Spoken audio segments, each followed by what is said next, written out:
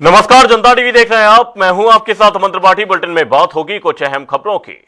मुख्यमंत्री धामी ने विकास खंड कार्यालय परिसर में शिक्षा, युवा सशक्तिकरण और जन सुविधाओं को नई दिशा देने वाली लगभग 89 लाख रुपए की परियोजनाओं का लोकार्पण किया। इसमें 55 लाख की लागत से बनी आधुनिक दीदी की लाइब्रेरी, 7.5 लाख की नवीनीकृत व्यायामशाला और 26,50,000 की लागत से विकास खंड सभागार का आधुनिकीकरण शामिल है।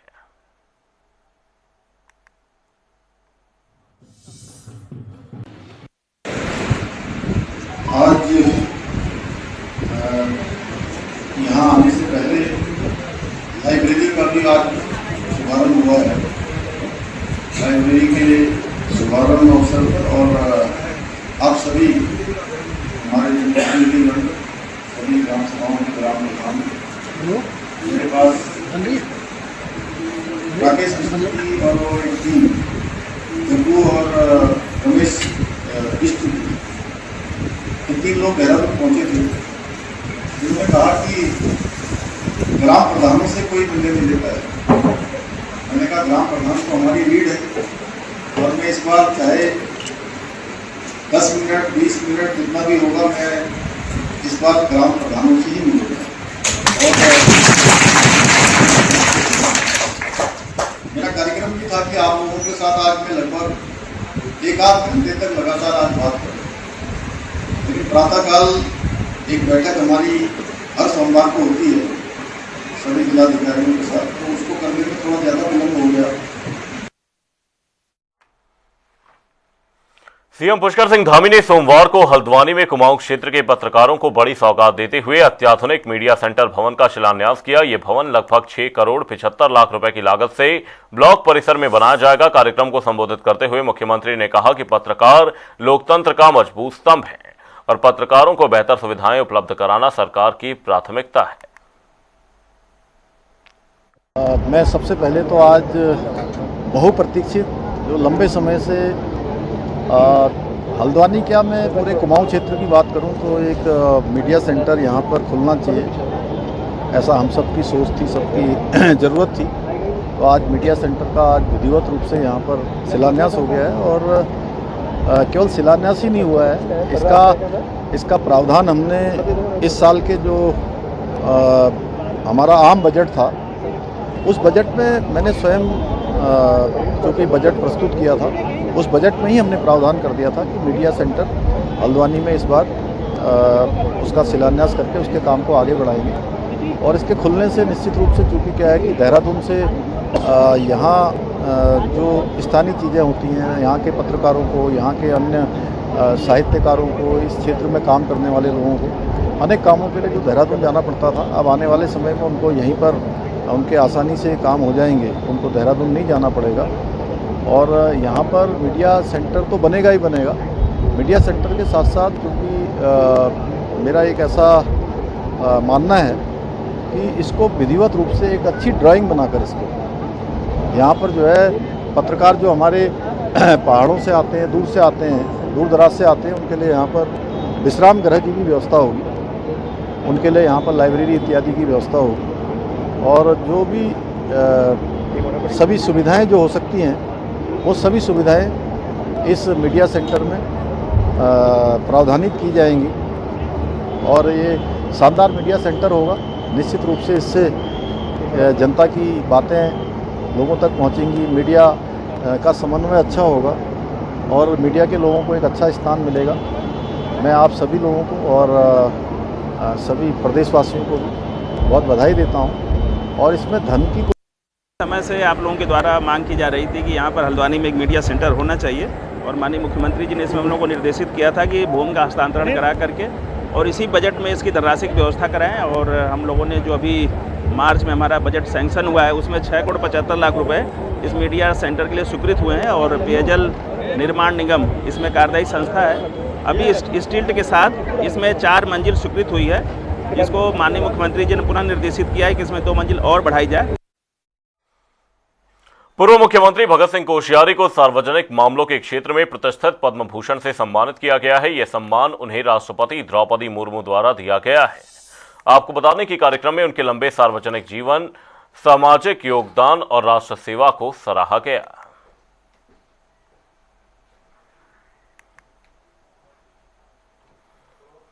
बीजेपी के राष्ट्रीय अध्यक्ष नितिन नवीन अपने पहले देवभूमि दौरे पर उत्तराखंड आ रहे हैं। बीजेपी प्रदेश अध्यक्ष महेंद्र भट्ट ने बताया कि उनके आवागमन को लेकर कार्यकर्ताओं में भारी उत्साह है। दौरे के दौरान वो कोर कमेटी और मंत्रिपरिषद की बैठक, बूथ कार्यकर्ताओं से संवाद, सांसद विधायक बैठक और युवा संवाद कार्यक्रमों में हिस्सा लेंगे। भट्ट ने कहा कि 28 से 30 तारीख तक चलने वाला ये दौरा संगठनात्मक दृष्टि से बेहद महत्वपूर्ण है और 2027 विधानसभा चुनाव की तैयारियों को गति देगा। 28 से क्या शेड्यूल रहने वाला है 30 के बीच में? माननीय राष्ट्राध्यक्ष जी का राष्ट्राध्यक्ष निर्वाचित होने के बाद उनका प्रथम देवभूमि आगमन है। भारतीय जनता पार्टी कार्यकर्ता उत्साहित हैं। उनके स्वागत की हम लोग तैयारियां कर रहे हैं। कल पदाधिकारी बैठक में उनके कार्यक्रम के स्वरूप को हमने अंतिम रूप दिया है। राष्ट्रीय अध्यक्ष जी 28 तारीख को आएंगे और उसी दिन कोर कमेटी की बैठक और मंत्रिपरिषद के जो माननीय हमारे सदस्य हैं सब। देहरादून में 2027 विधानसभा चुनाव को लेकर राजनीतिक बयानबाजी तेज हो गई है। भाजपा प्रदेश प्रवक्ता कमलेश रमन ने कांग्रेस पर निशाना साधते हुए कहा कि पार्टी के भीतर लगातार घमासान मचा हुआ है और नेताओं के बीच मतभेद खत्म नहीं हो पा रहे। उन्होंने दावा किया कि कांग्रेस की वरिष्ठ नेता कुमारी सैलजा 2 बार उत्तराखंड आकर संगठन को एकजुट करने की कोशिश कर चुकी, लेकिन स्थिति में सुधार नहीं हुआ है।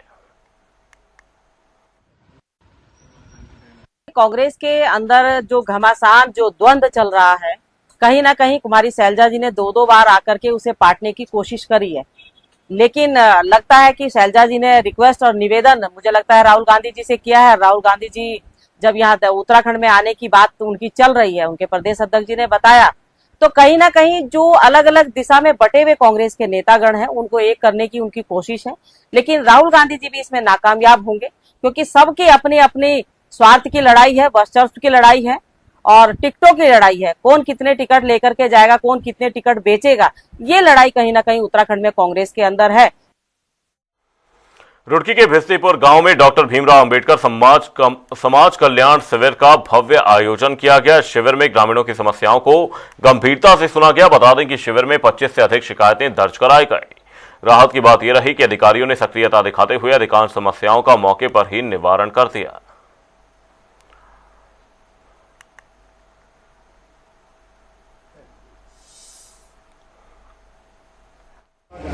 किया है और एक ये राशन कार्ड बन है ना, इसमें सबसे बड़ी परेशानी है कि इसमें राशन कार्ड नहीं बन पा रहे और जनता बहुत परेशान है इसमें। मंत्री जी ने कहा है कि जो भी काम है सब होंगे।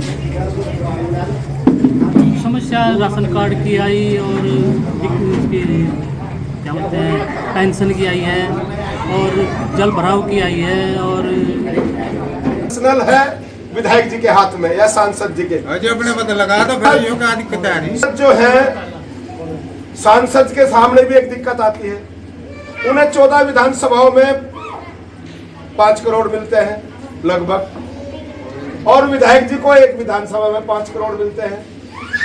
अब 5 करोड़ 14 विधानसभाओं में 36-37 लाख रुपए बनते हैं एक विधानसभा के। वहां वो थोड़ी सी दिक्कत है। अब डॉक्टर भीमराव अंबेडकर बहुउद्देश्य शिविर में लगभग दर्जनों समस्या आई हैं और गांव के प्रधान जी, गांव के चौधरी नकलीराम जी जो हमारी पार्टी के वरिष्ठ फाउंडर मेंबर हैं और सभी रेखी अधिकारी यहाँ पर उपस्थित हैं। मातृशक्ति माताओं बहनें सब उपस्थित हैं। सैकड़ों की संख्या में लोग यहाँ पर आए हैं और जो समस्याएं राशन कार्ड से संबंधित है, ARO खाते रावत जी ने अभी सबके सामने अपनी बात रखी है। एक कार्ड पर जो कार्ड ऑनलाइन नहीं है उस पर समस्या की बात आई है, उसको भी निस्तारण की बात की है। हरिद्वार के रावली महदूद ग्राम पंचायत में प्रज्ञा फाउंडेशन के संस्थापक दीक्षित ने महिलाओं और युवतियों के बीच स्वास्थ्य, स्वच्छता और मासिक धर्म जागरूकता को लेकर विशेष कार्यक्रम आयोजित किया। इस दौरान सैकड़ों महिलाओं को सैनिटरी नैपकिन वितरित किए गए और स्वच्छता से जुड़े महत्वपूर्ण पहलुओं की जानकारी दी गई। प्रज्ञा दीक्षित ने कहा कि मासिक धर्म कोई संकोच का विषय नहीं बल्कि यह स्वास्थ्य से जुड़ा महत्वपूर्ण मुद्दा है। हम प्रज्ञा फाउंडेशन के नाम से मैं NGO चलाती हूँ और उसमें हम मेंस्ट्रुअल वेस्ट मैनेजमेंट और माहवारी से जुड़े और भी जो दिक्कतें हैं उस पर बात करते हैं। तो हरिद्वार में जो ये वेस्ट है और आजकल सफाई अभियान चल रहा है, तो उसके तहत ही मैंने आज यहाँ सेग्रीगेशन पे सबको जागरूकता प्रदान की और जो रेड वेस्ट है उसके बारे में बताया कि जो मेंस्ट्रुअल वेस्ट है ये रेड वेस्ट की श्रेणी में आता है और उसे अस्पताल के कूड़े की तरह ट्रीट किया जाए। दिल्ली में पद्म पुरस्कार प्राप्त करने से पहले उत्तराखंड के पूर्व मुख्यमंत्री भगत सिंह कोश्यारी ने बड़ा बयान दिया। उन्होंने कहा कि उत्तराखंड को आत्मनिर्भर बनाने की दिशा में प्रधानमंत्री नरेंद्र मोदी के प्रयासों में उनका भी छोटा सा योगदान रहा है। कोश्यारी के इस बयान के बाद राजनीतिक हलकों में चर्चा तेज हो गई है। सुनिए क्या कुछ कहा। लिए पद्म सम्मान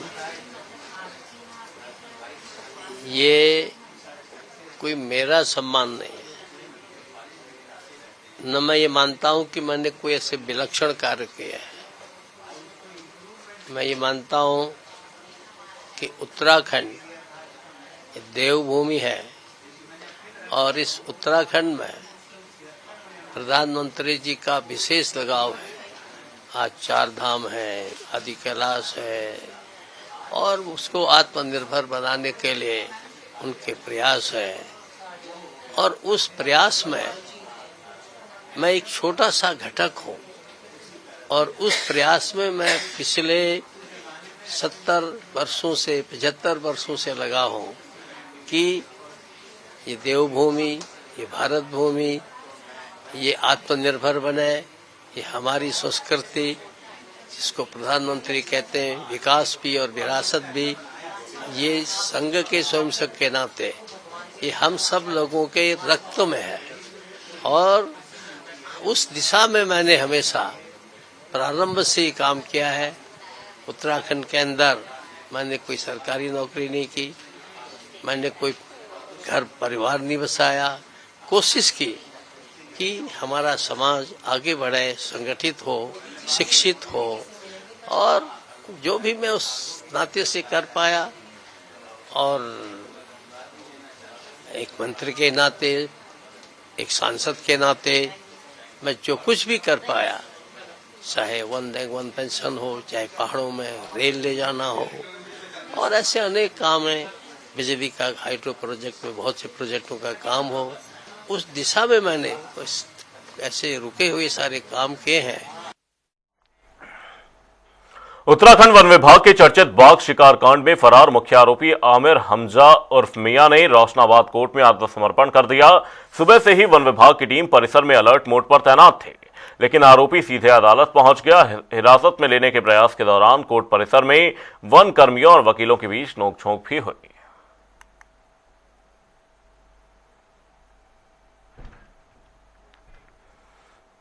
देहरादून पुलिस ने ऑपरेशन प्रहार के तहत शराब पीकर हुड़दंग करने और यातायात बाधित करने के मामले में कार चालक को गिरफ्तार किया। जाखंड चौकी पुलिस को सूचना मिली थी कि जौहड़ी तिराहे पर एक व्यक्ति कार खड़ी कर यातायात रोक रहा है और पुलिसकर्मियों से बदसलूकी कर रहा है। एल्कोमीटर टेस्ट में शराब पीने की पुष्टि होने के बाद कार को सीज कर दिया गया और आरोपी को गिरफ्तार किया गया।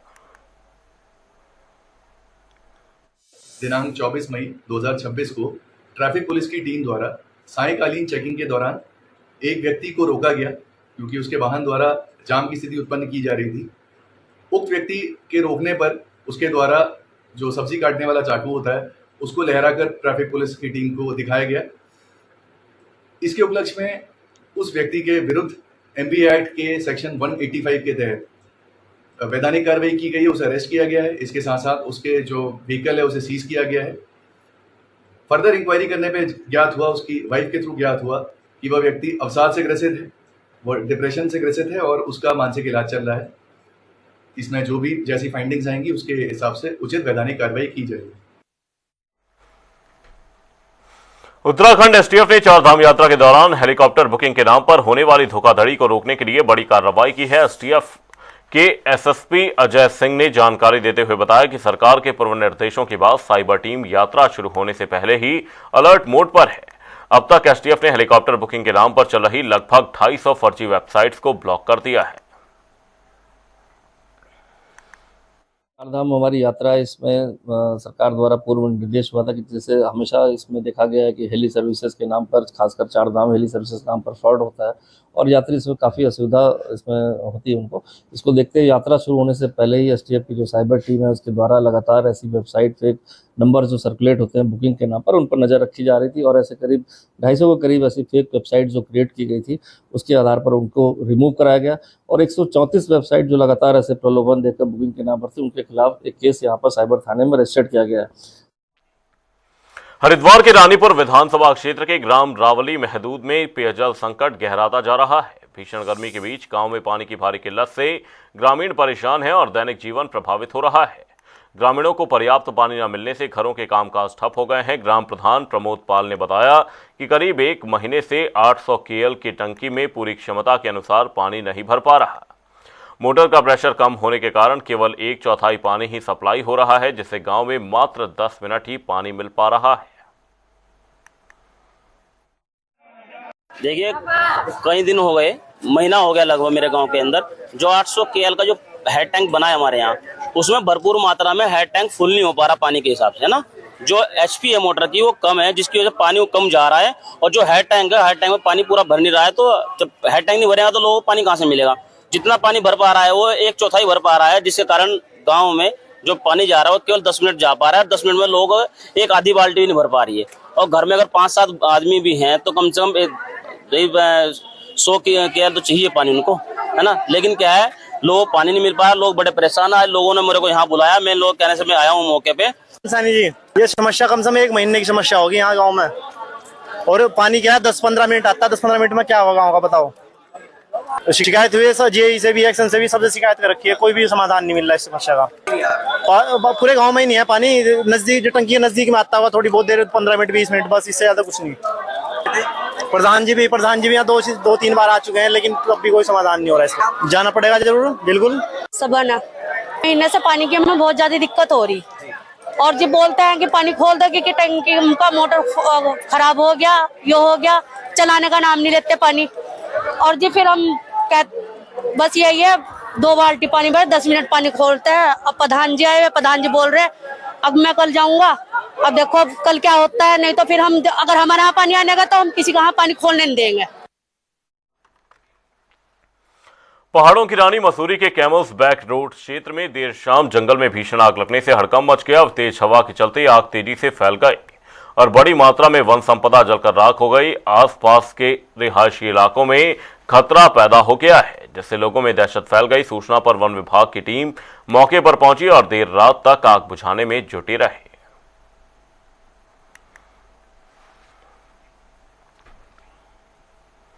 उत्तराखंड पुलिस के ऑपरेशन प्रहार के तहत श्यामपुर पुलिस ने ग्राम गाजीवाली में कानून व्यवस्था बिगाड़ने और हुड़दंग मचाने वाले मकड़ा गैंग के 5 युवकों को हिरासत में लिया। पुलिस को सूचना मिली थी कि युवक मोटरसाइकिल और कारों के साथ लाठी डंडों से लैस होकर गैंग के रूप में सक्रिय हैं। वहीं जांच में उनके सोशल मीडिया पर कई आपत्तिजनक वीडियो भी मिले। पुलिस ने सभी आरोपियों को धारा 170 बीएनएस के तहत हिरासत में लेकर कार्रवाई शुरू कर दी है।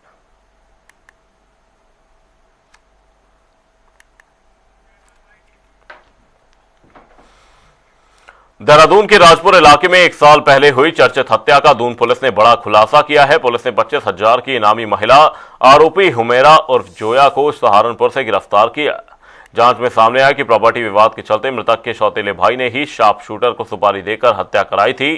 पुलिस के मुताबिक आरोपी महिला अपने प्रेमी राजन उर्फ जैकी के साथ मिलकर वारदात में शामिल थी और हत्या को आत्महत्या दिखाने के लिए शव को पंखे से लटकाने की भी कोशिश की थी। जैसा आप लोग विदित हैं ही, कुछ दिन पूर्व ही राजपुर पर जो एफआईआर पिछले वर्ष 26 मई 2025 को कायम हुई थी मर्डर की धारा में, जिसमें मृतक श्री अजय भटेजा जी, उनके जो ममेरे भाई हैं जतिन, उनके द्वारा एफआईआर कायम करवाई गई थी कि कुछ अज्ञात लोगों के द्वारा उनके ममेरे भाई की हत्या कर दी है। इस संबंध में पुलिस के द्वारा तफ्तीश अपनी की गई, सर्विलांस के माध्यम से, मुखबिरों के माध्यम से। इसमें कुछ लोगों के नाम प्रकाश में आए थे। भीषण गर्मी और वीकेंड की छुट्टियों के चलते उत्तराखंड के पर्यटन स्थलों पर सैलानियों की भारी भीड़ उमड़ पड़ी है। देहरादून के रॉबर्ट्स केव और सहस्त्रधारा जैसे प्रमुख पर्यटन स्थलों पर दिन भर पर्यटकों की भारी भीड़ देखने को मिलेगी। मैदानी इलाकों में बढ़ती गर्मी से राहत पाने के लिए बड़ी संख्या में परिवार, छात्र और पड़ोसी राज्यों से लोग देहरादून पहुंच रहे हैं। वहीं शहर की ओर आने वाले कई मार्गों पर यातायात प्रभावित रहा, जबकि पर्यटन स्थल दिन भर खचाखच भरे नजर आए। ये रिपोर्ट देखिए। उत्तराखंड में देहरादून के रॉबर्ट्स केव से लेकर सहस्त्रधारा तक देश भर में आए सैलानियों की भरमार है। मैदानी इलाकों में भीषण गर्मी है, लिहाजा सप्ताहांत में उत्तराखंड में भारी संख्या में सैलानी पहुंचे हैं। उनका सबसे पसंदीदा पर्यटन स्थल देहरादून है। रविवार को शहर के जाने वाले रास्तों पर यातायात लगभग ठप रहा। लोकप्रिय पर्यटन स्थल दिन भर खचाखच भरे रहे। परिवारों, छात्रों और पड़ोसी राज्यों से आए सैलानियों को उम्मीद है कि उन्हें थोड़े समय के लिए मैदानी इलाकों की भीषण गर्मी से राहत मिलेगी। गर्मी जितनी मर्जी हो, पर यहाँ गर्मी बिल्कुल भी एहसास ही नहीं हो रहा। गर्मी है नहीं है। उत्तराखंड है ही बहुत लाजवाब जगह। कभी भी आओ तो यहाँ जरूर आना। बहुत मतलब कुछ कहना नहीं चाहता, बस ऐसा है, गर्मी का एहसास ही नहीं हो रहा। गुड़गांव तो बहुत गर्मी हो रही है, फुल यहाँ ठंडक है। हाँ जी, अब जाएंगे हम मंसूरी और देहरादून, यहाँ से घूम के उसके बाद ऋषिकेश होकर जाएंगे। अच्छा लग रहा है जी। एमपी साइड तो बहुत ज़्यादा गर्मी है, बहुत ज़्यादा टेम्परेचर हो रहा है। 46-45 के करीब टेम्परेचर हो रहा है। यहाँ पे आके ठंडक मिलती है, ठंडा टेम्परेचर डाउन रहता है और बच्चों को भी खुशी मिलती है। और सबसे अच्छी बात है, इसको नेचुरल ब्यूटी कहेंगे। एक बेव है, गुफा बनी हुई है, पुराने समय की गुफा है। सैलानियों का कहना था कि देहरादून मैदानी इलाकों की गर्मी से राहत पाने के लिए अच्छी जगह है। हालांकि कुछ एक का ये भी कहना था कि दिन में शहर का तापमान उम्मीद से ज्यादा गर्म था। यहाँ का माहौल अच्छा है, पर अभी गर्मी की वजह से अहमदाबाद में है, उसकी कंपेयर में कम है। पर गर्मी जितना सोचा था उस हिसाब से ठंडा नहीं है, थोड़ा तो गर्म यहाँ पे भी है। एक्चुअली वी थॉट कि यहाँ पे थोड़ा गर्मी कम रहेगा, क्योंकि अभी हमारे वहाँ पे ज्यादा गर्मी है। So we came here for quite a cooler place, but अभी यहाँ पे भी ज्यादा गर्मी है। एक तो गर्मी, ऊपर से छुट्टियाँ। देहरादून और आसपास सैलानियों के पसंदीदा टूरिस्ट स्पॉट जाने वाले रास्तों में बेशुमार ट्रैफिक था। पुलिस ने बताया कि यातायात व्यवस्थित करने के लिए खास इंतजाम किए गए हैं। प्रमुख रास्तों में ज्यादा संख्या में कर्मचारियों को तैनात किया गया है। ट्रैफिक का प्रेशर काफ़ी ज़्यादा था। इसके संबंध में हमारे एसपी ट्रैफिक साहब के द्वारा इसमें विस्तृत ड्यूटी चार्ट तैयार किया गया था और इसके संबंध में सभी को वीसी के माध्यम से सभी को आगाह किया गया था। उसका ही नतीजा है कि जो हमारे विभिन्न पॉइंट्स हैं, तकरीबन आसा रोड से लेकर और मसूरी तक के, और उधर अगर हम बात करें जो ऋषिकेश की साइड से आने वाला ट्रैफिक है, उस रूट पर भी हमारे द्वारा जो मेन हमारे जो बॉटलनेक पॉइंट थे, जो जंक्शंस थे, वहाँ पर ड्यूटी लगाई गई है, बैरियर लगाए गए हैं। अधिकारियों का अनुमान है कि आने वाले हफ्तों में सैलानियों की संख्या और बढ़ेगी। मैदानी इलाकों में बढ़ते तापमान के कारण ज्यादा संख्या में लोग उत्तराखंड की ठंडी फिजा का लुत्फ उठाने पहुंचेंगे।